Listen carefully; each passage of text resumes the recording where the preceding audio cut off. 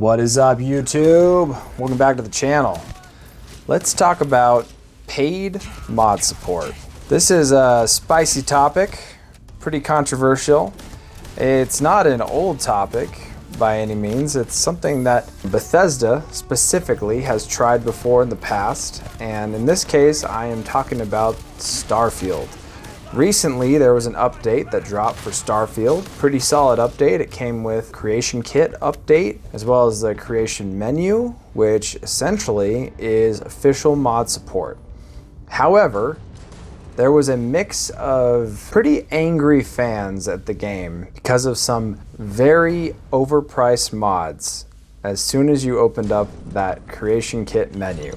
As you can see here, this is the Steam store reviews, which this game has had mostly up and downs, a lot of downs, but it has gone from mixed back to mostly negative again, as you can see here. And if we're looking at this chart, it is on June 10th, which is exactly the same time that this update dropped.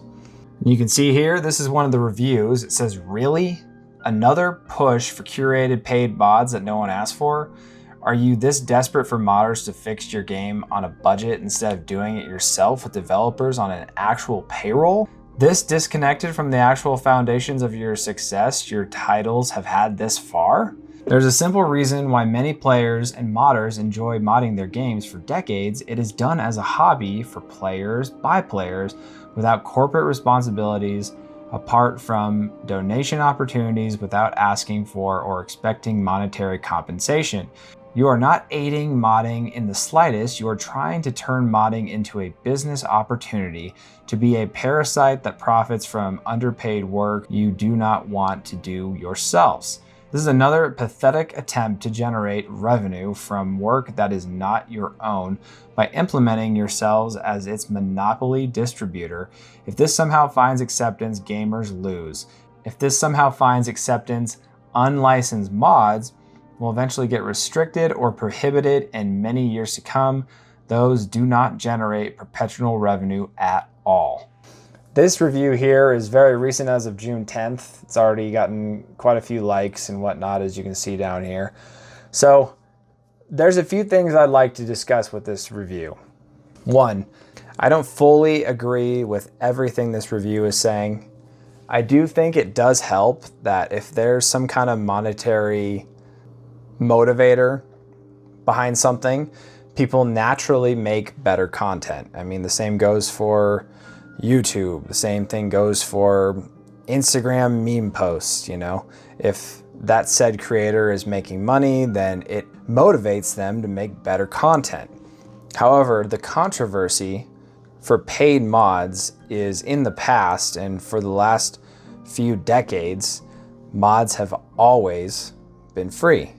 You take Nexus, for example, there are thousands and thousands and thousands of free mods, and most all of them, I'd say even like 99.9% are free. So for Bethesda to come out and try to make mods cost money, especially official mods like this one that costs you $7, and according to some of my colleagues, this quest is like no more than 30 minutes tops. So this is what's getting most of the controversy here. There's also another ship mod. Let's see if I can find it. Yep, this one here. The Ancient Mariner module, and it's just one ship module, and it costs $10. So I'm not sure if Bethesda's just trying to see what they can get away with, but as far as I'm concerned, something like this should only cost $1 maximum, maybe $2. And for something that is like the Trackers Alliance, this is a new update to the game that I thought was going to be a cool quest line like the Dark Brotherhood, but it turns out it's just going to be essentially a cash grab.